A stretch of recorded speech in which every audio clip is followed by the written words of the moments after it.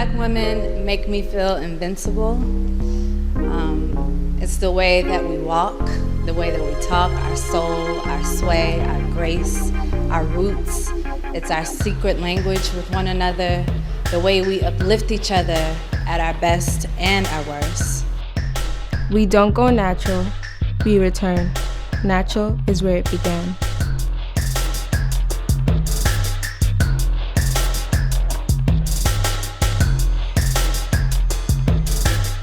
Hey y'all, I'm Raval Davis, your host, and in honor of Black Girls Rock, me and my Melanin Magic committee are here, and we're having a conversation about all the things that we experience as Black women. We're gonna talk about our magical hair. We're gonna talk about all the experiences we have at work and not having respect put on our names, our bodies, and our careers. And we're gonna even talk about how all of that affects our love lives. So I have a question for you. Our first topic is hair, and I want to know, have you ever had a non-Black woman touch your hair without asking, okay?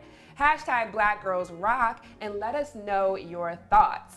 And without further ado, we're gonna get this conversation started about hair. Let's do it. Yes, let's do it. Hey ladies. Hi.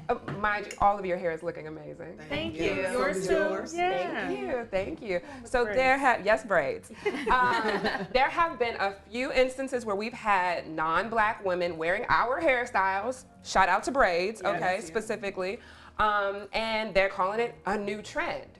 And specifically, we had Katy Perry recently who admitted and apologized for her cultural appropriation. Why can't I wear my hair that way? Or what is the history behind wearing the hair that way?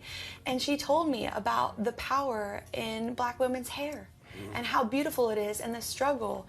And I listened and I heard and I didn't know. I'm coming to you, Brittany. I want to know, are you offended by, these women wearing our hairstyles, or can it be appreciation? For me, the difference between cultural appreciation and cultural appropriation is acknowledgement. Acknowledge where these styles come from, right? This is tradition, this is heritage. Our styles are about more than just looking good. In so many societies, they're about communicating your identity, communicating a particular message, showing someone how much you love them by how much effort you put into their crown. I just got these done yesterday and I did not go through all this pain just to look good, right? Although I like to think I look good. It was also about community, right? It was about supporting a Black-owned business. It was about being in fellowship with other women. And you can't have that if you steal it, right?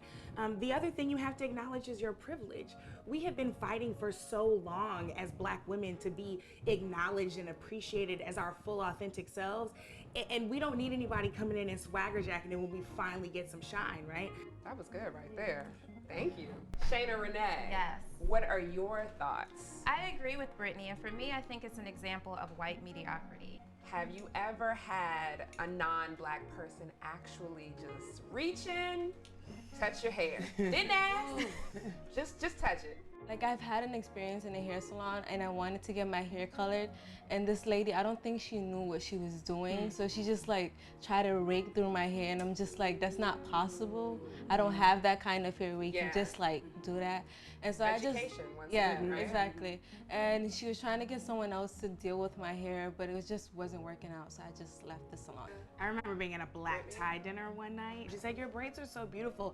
And she reaches and she just starts to stroke them. And I was like, I'm not an animal. I'm not your pet. It's not a petting zoo. Exactly. I think it's so funny that when we're young, one of the very first lessons our parents teach us is keep your hands to yourself. Yes. And then as we get older, somehow as adults, we just shun that lesson and we just feel empowered to touch people whenever we want, and we don't respect people's personal space. Yes. So I don't care what your gender is, what your race is. I don't want you as a stranger touching my hair. Another African-American woman will come up and touch my hair because she thinks that it's a weave. How many of us had that happen? Like, that can't be your real hair. I want to know, has anyone here ever dealt with texture shame? Yes, most definitely. We're in a culture now that it's a woman has a right to choose whether she wants to be relaxed or natural. Absolutely. And I chose, as a beauty professional, to stay chemically treated. Yes. So this is just set on rollers, but I have been shamed because I decided to continue on that route. And I think that we have so many other vices. We don't really need relaxed versus natural. And it's like the natural hair Nazis will just come for you if you decide to texturize your hair. But I'm for a woman's right to choose. It's for my lifestyle, what works for my lifestyle. And if I decide I want to not do it, I only chemically relax maybe twice a year, 3 times. Okay. But if I decide I don't want to do it anymore, I think that's my choice. Isn't that the magic of our hair? Yeah, like I agree with them. Like there's always this thing on Instagram with these curly hair pages. They post girls that have super defined curls, and I feel like they don't show all natural hair. Yes. They only show one type. I don't think there's enough representation of all natural hair. Yes. I feel like we've been moving forward and women are really embracing their natural hair. Black women are loving ourselves more and more. We recently had a display of that at Curl Fest in Brooklyn and Prospect Park, which is the 3rd annual Curl Fest. I know you were there actually, Oumou, right? I mean, your hair is so beautiful. I know that it actually has a deeper meaning for you, actually. So tell me about that. So I'm Muslim, and it's considered like kind of different and weird and kind of sinful to wear my hair like this. To wear my hair like this is kind of a little bit of bravery to do it, because some of my family members don't exactly agree. They prefer me to wear the hijab. But I have this thing where I'm just like, I'm gonna do whatever I want. This hair industry is a multi-billion-dollar industry. People are making a lot of money off of our hair. Are Black women making that money? It's unfortunate that we are not making the money. It's about $9 billion as a whole, $4.4 billion in the Black hair care industry, and $1.1 billion is spent on wigs, weaves, and extensions. And the only money that we are still getting is on the service side, in the salons. That is the reason why it is very imperative that we let other sisters know who own these brands, because we can change the marketplace, but more importantly, have the opportunity to get back into the salon, start wearing our own hair, start treating our own hair, start keeping it healthy, because the more we stay into the wigs, the weaves, the extensions, the less money comes into our community. Shana, Renee, I'm coming to you. Do you have any takeaways, any closing thoughts from this conversation? I think as Black women, we would all be in agreement that our hair is a metaphor for our essence of who we are, our magic, our soul, and the power that we own. So I would just like to say that we need to learn how to value that, protect it, because once we give it away, it's hard to restore ourselves back to wholeness. With that, we're gonna leave you with a few words from one of our lovely ladies from Black Girls Rock. Check her out right here.